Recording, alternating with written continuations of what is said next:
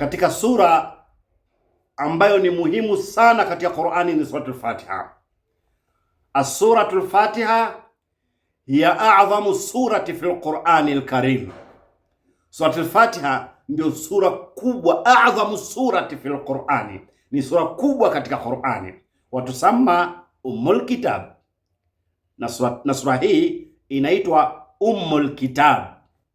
Ummul Kitab manake ndio mama wa kitabu chote. Wasab'ul Mathani, na sura hii inaitwa As-Sab'ul Mathani. Washifa, na sura hii inaitwa Shifa. Ashifa manake ni pozo. Ndio maana mara nyingi ukisoma sura al-Fatiha baadhi ya mambo mengi yanakuepuka, maradhi, mitihani, misuko. Ukijua kuisoma sura hii vizuri, basi sura hii ni ashifa kwako, ni pozo, ni ponya kwa Kiswahili kingine.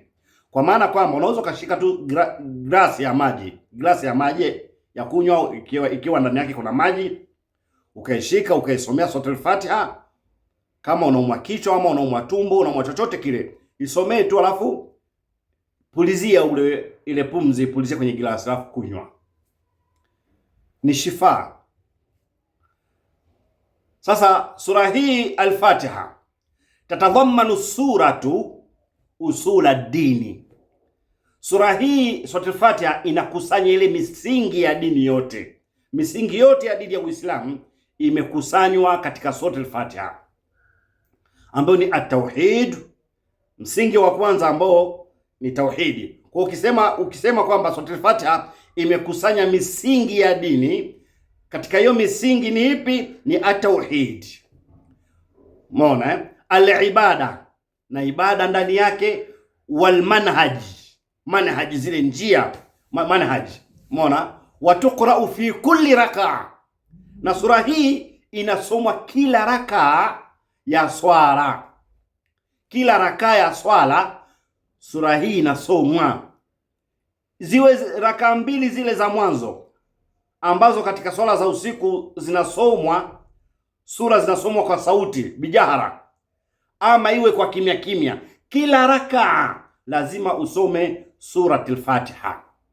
Bismillahir Rahmanir Rahim, alhamdulillahi rabbil alamin, arrahmanir rahim, maliki yawmiddin, iyyaka na'budu wa iyyaka nasta'in, ihdinas siratal mustaqim, siratal ladzina an'amta alayhim ghairil maghdubi alayhim waladdallin, amin. Sasa tunaingia katika sura, tafsiri yake. Unaposema bismillahir rahmanir rahim, bismillahir rahmanir rahim, maana yake kwa jina la Mwenyezi Mungu mwingi wa rehema, mwenye kurehemu. Ama kwa jina la Mwenyezi Mungu mwenye kuneemesha neema kubwa kubwa na mwenye kuneemesha neema ndogo ndogo. Hizi tafsiri ambazo katika vyuo mbalimbali utazikuta zikisomeshwa. Kuna mahala utakuta wakisomesha bismillahir rahmanir rahim, kwa jina la Mwenyezi Mungu mwingi wa rehema, mwenye kurehemu, au bismillahir rahmanir rahim, kwa jina la Mwenyezi Mungu mwenye kuneemesha neema kubwa kubwa, mwenye kuneemesha neema ndogo ndogo. Lakini zote zina maana. Ukisema mwingi wa rehema, ndio mwenye kuneemesha neema kubwa kubwa. Ukisema mwenye kurehemu, maana mwenye kuneemesha neema ndogo ndogo. Kwa nini ni mwenye kuneemesha neema kubwa kubwa, mwenye kuneemesha neema ndogo ndogo? Neema kubwa kubwa, wanawachuoni, wanawazuoni, wanawavyuoni wanatufundisha kwamba neema kubwa kubwa anazozineemesha Mwenyezi Mungu Subhanahu wa Ta'ala ni hapa duniani, ambazo anawaneemesha watu wote, wawe Waislamu, wasiwe Waislamu, wawe wanaomkufuru, wao wanaomwasi, wanaomwabudu, wote Mwenyezi Mungu Subhanahu wa Ta'ala anawaneemesha. Ndio utamkuta mtu hana dini kabisa, hana dini, lakini ana neema chungu nzima. Ana magari, ana majumba, ana kila kitu. Utamkuta mtu azini, huyo azini maisha yake ni zinaa, ni pombe, maisha yake ni shida, vituko, hana muda hata kidogo wa kuzungumza na Mwenyezi Mungu Subhanahu wa Ta'ala. Lakini mtu huyu ukamwona mambo yake yanamwendea sana. Ukija kwa Wakristo pia wanamwabudu Mungu, wanacheza makanisani, wana mambo machungu nzima, wanatoa mashuhuda, ushuhuda wa ukweli wa uongo, wanajua wenyewe, lakini Mungu anawaneemesha. Ukija kwa Waislamu, wanamwabudu Mungu wao, kuna Waislamu pia ambao wanamuasi Mwenyezi Mungu, lakini Mungu pia anawaneemesha wote. Hizo ndo tukisema neema kubwa kubwa, ndo hizo, ndo Ar-Rahman, mwingi. Yani mwingi make aneemesha sana, bila kujali huyu ananiabudu, huyu haniabudu, huyu ni mwanamuziki, huyu si mwanamuziki, huyu ni mwanamuziki mwenye adabu, huyu si mwanamuziki mwenye adabu. Mungu anawaneemesha wote. Ndio maana ya tafsiri hii, Bismillahi Arrahmani Arrahim, kwa jina la Mwenyezi Mungu mwingi wa rehma, mwenye kurehemu.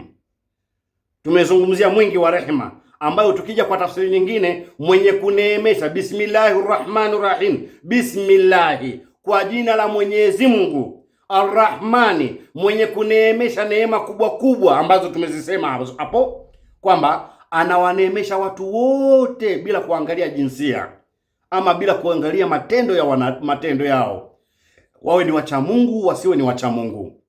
Mwenyezi Mungu asema rehema yangu imekienea kila kitu, kila mahala kuna rehema ya Mwenyezi Mungu Subhanahu wa Ta'ala. Ndio maana utamkuta mtu baniani anaabudu ng'ombe, akienda kuiomba ng'ombe, Mungu wangu, yani anaita ng'ombe ndio Mungu, anaomba mambo yake, akitoka hapo anafanikiwa.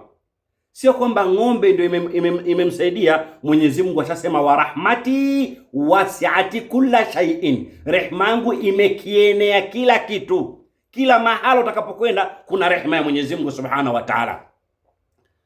Kwa ile rehema iko pale kwenye ng'ombe, ndio inamsaidia yule mtu anayeomba. Ukienda kanisani kuomba, Mungu, watu wanaenda kanisani sio kwa wachungaji kuomba, kwa kina nani sijui, wanajiita mitume siku hizi, wanawadanganya watu, wanajiita mitume. Mtume niombe, naye anaomba. Akitoka hapo roho amefanikiwa, roho imesuzika. Sio kwamba yule anadanganya watu kama yeye ni mtume ndio amemuombea amefanikiwa. Hapana, pale alipoenda kuna rehema ya Mwenyezi Mungu Subhanahu wa Ta'ala. Ile rehema ndio imemsaidia. Akienda kwa shekhe pia hivyo hivyo. Kwa hiyo wa rahmati wasi'ati kulla shay'in, rehema yangu imekienea ama imeenea kila mahali. Arrahim, mwenye kuneemesha neema ndogo ndogo. Neema ndogo ndogo hizi ni zipi? Lilmu'minina, hizi watazipata wale waumini peke yao siku ya Kiyama, walomwabudu Mwenyezi Mungu, walomwamini Mwenyezi Mungu Subhanahu wa Ta'ala, wakasema ashhadu an la ilaha illa Allah wa ashhadu anna Muhammadan Rasulullahi, thumma istaqamu ala ibada, kisha wakalingana sawa, wakanyooka, wakasimama sawa sawa juu ya ibada, kumcha Allah Subhanahu wa Ta'ala. Hii ni Bismillahi Arrahmanir Rahim. Na hii bismillahi, Mtume sallallahu alaihi wasallam anasema kullu amrin dhibalin la yubda'u bi Bismillahir Rahmanir Rahim fa huwa ajdham au abtar, jambo lolote linaloanzwa kutendwa pasi na kuanzwa kwa Bismillahir Rahmanir Rahim, jambo hilo ni nusu, halina baraka, jambo hilo ni pungufu, halijakamilika. Kwa sababu ukisema bismillahi, hii ni jaru wa majruru mutaalliqu bimahdhufi. Hii jari, maana jari ni nini? Ni ba'u. Ba'u ni katika hurufi aljarri. Kama umesoma nahwu utaelewa. Ni katika hurufi aljarri. Ba'u ikija inajurisha ismu. Sasa lafdhul jalala ni majrurun bil ba'i. Ukisema bismillahi, kwa jina la Mwenyezi Mungu, hii ba'u wa majruri imetaalaki na nini? Bimahdhufi. Hapo abda'u ndicho kilichoondoshwa. Kwa hiyo kilichoondoshwa huwa kinakadiriwa kabla ya ba'u. Abda'u bismillahi, au abda'ul qira'a, au aqra'u bismillahi, akulu bismillahi, atakallamu bismillahi, adhbahu bismillahi.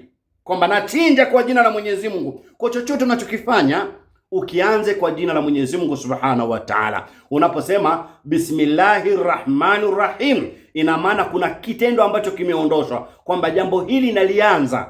Kwa hata kama katika ibada tunaposimama, unaposema Allahu Akbar, maana naanza kuswali swala hii kwa jina la Mwenyezi Mungu Subhanahu wa Ta'ala. Uswali Bismillahir Rahmanir Rahim.